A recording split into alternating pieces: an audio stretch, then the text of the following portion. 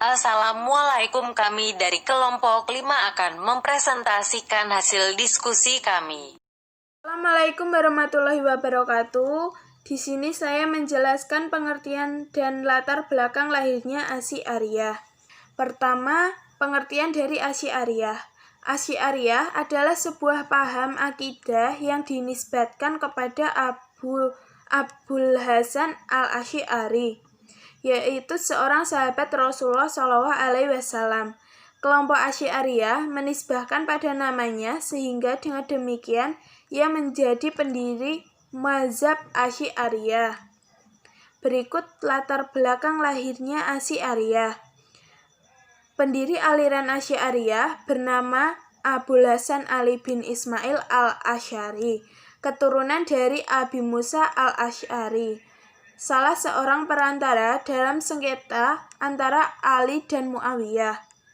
Al-Asy'ari lahir pada tahun 260 Hijriah atau 873 Masehi dan wafat pada tahun 324 Hijriah atau 935 Masehi. Pada waktu kecilnya, ia berguru pada seorang Mu'tazilah terkenal yaitu Al-Jubai. Ia mempelajari aliran-aliran Mu'tazilah dan mendalaminya. Aliran ini diikutinya terus-menerus sampai berusia 40 tahun, dan tidak sedikit dari hidupnya digunakan untuk mengarang buku-buku kemu'tazilahan. Ketika mencapai usia 40 tahun, ia bersembunyi di rumahnya selama 15 hari, kemudian pergi ke Masjid Basrah. Di depan orang banyak, ia menyatakan bahwa Al-Quran adalah makhluk Tuhan, tidak dapat dilihat mata kepala. Perbuatan buruk manusia sendiri yang memperbuatnya, atau semua aliran Mu'tazilah tersebut. Kemudian, ia mengatakan, saya tidak lagi memegangi pendapat-pendapat tersebut. Saya harus menolak paham orang-orang Mu'tazilah dan menunjukkan keburukan dan kelemahannya. Mulai pada saat itu, beliau meninggalkan aliran Mu'tazilah yang selama ini dianutnya. Sebab utama ia meninggalkan aliran Mu'tazilah ialah adanya perpecahan yang dilakukan kaum muslimin yang bisa menghancurkan mereka kalau tidak segera diakhiri. Sebagai seorang muslimin yang sangat gairah terhadap keutuhan kaum muslimin, ia sangat mengkhawatirkan keutuhan Al-Quran dan hadis sebagai korban paham-paham kaum Mu'tazilah yang menurut pendapatnya tidak dapat dibenarkan karena didasarkan atas pemujaan akal pikiran, sebagaimana juga dikhawatirkan menjadi korban sikap ahli hadis antropomorfis yang hanya memegangi nas-nas dengan meninggalkan jiwanya dan hampir-hampir menyeret Islam kepada kelemahan, kebekuan yang tidak dapat dibenarkan oleh agama. Al-Asy'ari karenanya mengambil jalan tengah antara golongan rasionalis dan golongan tekstualis, dan ternyata jalan tersebut dapat diterima oleh mayoritas kaum muslimin yang ada di situ. Assalamualaikum warahmatullahi wabarakatuh. Nama saya Franska Weningtyas dengan NIM 1952213337. Saya akan menjelaskan tentang paham Asy'ariyah. Paham Asy'ariyah terdiri dari 5 macam. Yang pertama, Tuhan dan sifat-sifatnya. Yang kedua, kodimnya Al-Quran. 3, melihat Allah. 4, perbuatan manusia. Dan 5, keadilan Allah SWT. Yang pertama, Tuhan dan sifat-sifatnya. Perbedaan pendapat di kalangan mutakalimin mengenai sifat-sifat Allah tidak dapat dihindarkan, meskipun mereka setuju bahwa mengesahkan Allah adalah wajib hukumnya. Asy'ari dihadapkan pada dua pandangan yang ekstrim. Pada satu pihak, ia berhadapan dengan kelompok sifatiyah atau pemberi sifat, kelompok mujasimah, dan kelompok musyabbihah yang berpendapat bahwa Allah mempunyai semua sifat yang disebutkan dalam Al-Quran dan Sunnah. Pada pihak lain, ia dihadapkan dengan kelompok Mu'tazilah yang berpendapat bahwa sifat-sifat Allah tidak lain selain esensinya, dan tangan, kaki, telinga Allah adalah atau arsy atau kursi tidak boleh diartikan secara harfiah, tetapi harus dijelaskan secara alegoris. Yang kedua, kodimnya Al-Quran. Mu'tazilah mengatakan bahwa Al-Quran diciptakan atau makhluk sehingga tak kodim, serta pandangan mazhab Hambali dan Zahiriyah yang mengatakan bahwa Al-Quran adalah kalam Allah yang kodim dan tidak diciptakan. Yang ketiga, melihat Allah. Al-Asy'ari tidak sependapat dengan kelompok ortodoks ekstrim, terutama Zahiriyah, yang menyatakan bahwa Allah dapat dilihat di akhirat dan mempercayai bahwa Allah bersemayam di arsy. Yang keempat, perbuatan manusia. Pandangan Arsyiyah berbeda dengan pandangan Maturidiyah. Menurut Maturidiyah, perbuatan manusia itu semata-mata diwujudkan oleh manusia itu sendiri. Dalam masalah ini, Maturidiyah lebih dekat dengan Mu'tazilah yang secara tegas mengatakan bahwa semua yang dikerjakan manusia itu semata-mata diwujudkan oleh manusia itu sendiri. Dan yang terakhir yaitu keadilan Allah Subhanahu wa taala. Pada dasarnya, Asy'ariyah dan Mu'tazilah setuju bahwa Allah itu adil. Mereka hanya berbeda dalam cara pandang makna keadilan. Al-Asy'ari tidak sependapat dengan ajaran Mu'tazilah yang mengharuskan Allah berbuat adil, sehingga ia harus menyiksa orang yang salah dan memberi pahala kepada orang yang berbuat baik. Di sini saya akan menjelaskan mengenai pengertian dan latar belakang lahirnya Maturidiyah. Yang pertama, pengertian Maturidiyah. Maturidiyah adalah aliran kalam yang dinisbatkan kepada Abu Mansur al-Maturidi yang berpijak kepada penggunaan argumentasi dan dalil aqlil kalami dalam membantah penyelisihannya, seperti Mu'tazilah, Jahmiyah, dan lain-lain, untuk menetapkan hakikat agama dan akidah Islamiyah.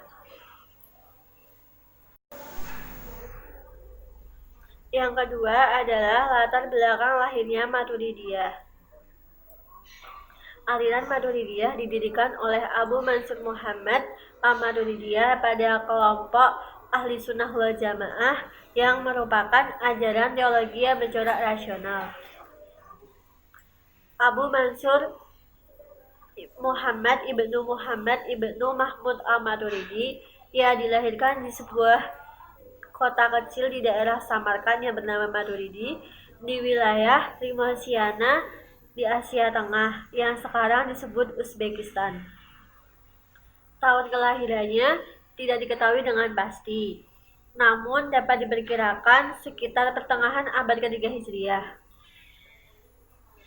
Ia wafat pada tahun 333 Hijriah atau 944 Masehi. Gurunya dalam bidang fikih dan teologi bernama Nasir bin Yahya al-Balahi. Ia wafat pada tahun 268 Hijriah. Al-Maturidi hidup pada masa Khalifah Al-Mutawakkil yang memerintah pada tahun 232 Hijriah sampai 274 Hijriah atau 847 sampai 861 Masehi.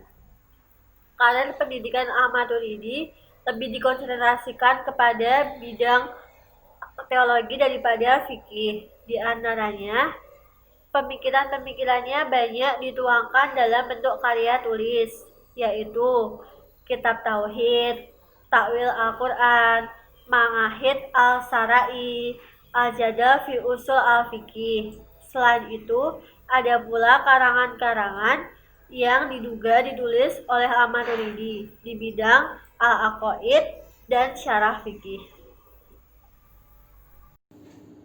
Paham Maturidiyah. Yang pertama, akal dan wahyu. Maturidi mendasarkan pada Al-Quran dan akal dalam bab ini ya sama dengan Al-Asy'ari. Menurut Al-Maturidi, mengetahui Tuhan dan kewajiban mengetahui Tuhan dapat diketahui dengan akal. Yang kedua, perbuatan manusia. Menurut Al-Maturidi, perbuatan manusia adalah ciptaan Tuhan karena segala sesuatu dalam wujud ini adalah ciptaannya. Yang ketiga, kekuasaan dan kehendak mutlak Tuhan. Menurut Al-Maturidi, kuadrat dan kekuasaan Tuhan tidak sewenang-wenang atau absolut, tetapi perbuatan dan kehendaknya itu berlangsung sesuai dengan hikmah dan keadaan yang sudah ditetapkannya sendiri. Yang keempat, sifat Tuhan dalam hal ini faham Al-Maturidi cenderung mendekati faham Mu'tazilah. Perbedaan keduanya terletak kepada pengakuan Al-Maturidi tentang adanya sifat-sifat Tuhan, sedangkan Mu'tazilah menolaknya adanya sifat-sifat Tuhan. Yang kelima, melihat Tuhan. Al-Maturidi mengatakan bahwa manusia dapat melihat Tuhan. Hal ini diberitahukan oleh Al-Quran, antara lain firman Allah dalam surat Al-Qiyamah ayat 22 dan 23. Namun melihat Tuhan kelak di akhirat tidak dalam bentuknya bila kaifa, karena keadaan di akhirat tidak sama dengan keadaan di dunia. Yang keenam, kalam Tuhan. Al-Maturidi membedakan antara kalam yang tersusun dengan huruf dan bersuara dengan kalam nafsi atau sabda yang sebenarnya, atau kalam abstrak. Yang ketujuh, perbuatan manusia. Menurut Al-Maturidi, tidak ada sesuatu yang terdapat dalam wujud ini kecuali semuanya atas kehendak Tuhan, dan tidak ada yang memaksa atau membatasi kehendak Tuhan kecuali karena ada hikmah dan keadilan yang ditentukan oleh kehendaknya sendiri. Yang delapan, pelaku dosa besar. Al-Maturidi berpendapat bahwa orang berdosa besar tidak kafir dan tidak kekal di dalam neraka walaupun ia mati sebelum bertobat. Yang terakhir, pengutusan Rasul. Pandangan Al-Maturidi tidak jauh beda dengan pandangan Mu'tazilah yang berpendapat bahwa pengutusan Rasul ke tengah-tengah umatnya adalah kewajiban Tuhan agar manusia dapat berbuat baik dan terbaik dalam kehidupannya.